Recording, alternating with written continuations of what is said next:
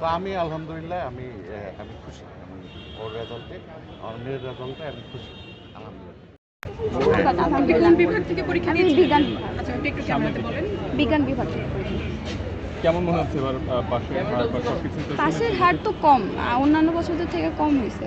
কেন হচ্ছে? মানে অন্য বছর কম হতে পারে না, এবারে কেন এতটা কম আসছে? কারণ যেহেতু আমরা 9-10 2 ইয়ার পড়তে পারি নাই, এসএসসির জন্য প্রিপারেশন নিতে পারি না, আমাদেরকে শুধু 1 বছর দেওয়া হয়েছে। তো আই থিঙ্ক প্লাস আমাদের 9-এ হচ্ছে 2বার কারিকুলাম চেঞ্জ করা হয়েছিল, তো এর জন্য আই থিঙ্ক একটু ঘাটতি আছে। না না না, এটা আমি বলবো আমার ঘাটতি ছিল, অবশ্যই আমার ঘাটতি ছিল। আর প্রশ্নপত্রে কিছু যেমন ম্যাথ এক্সামে ভুল ছিল, এর জন্য আমাদের অনেক টাইম ওয়েস্ট হয়েছে এক্সাম দিতে গিয়ে, যেটা সত্যি কথা। কতটুকু আমারও ঘাটতি ছিল, যেটা সত্যি কথা। আমার নাম আনিশা। আফরিন আলী আনিশা, সুন্দর করে এবার ভাইটা দাঁড়ান। ভাই একটু কথা বলুন। এই আপা মোবাইলটা একটু নিয়ে সরে আসুন। দাঁড়ান। বাবা তুমি তো বাবার পাশে তুমি কাছে দাঁড়াও, থাকো, বাবার কাছে পাশে দাঁড়াও, কাছে দাঁড়াও, হ্যাঁ।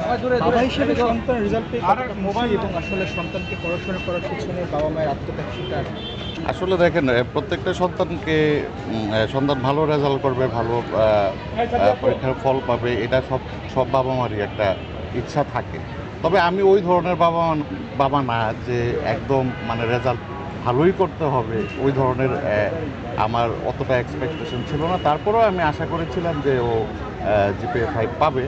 যাক, এটা ব্যাড লাক অথবা ওর কিছুটা লেকিংস ছিল হয়তো বা, যার কারণে ও অল্পের জন্য জিপিএ 5টা মিস করে গেছে আর কি।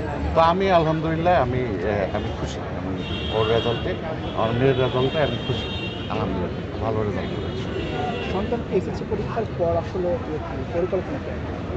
আমার পরিকল্পনা আছে যে কলেজটা ও এখানে বিকারনেসা থেকে ওর নিজের ইয়া থেকেই করবে। কলেজটার পরে ওকে আমি দেশের বাইরে পড়াশোনা করানোর চিন্তা ভাবনা আছে।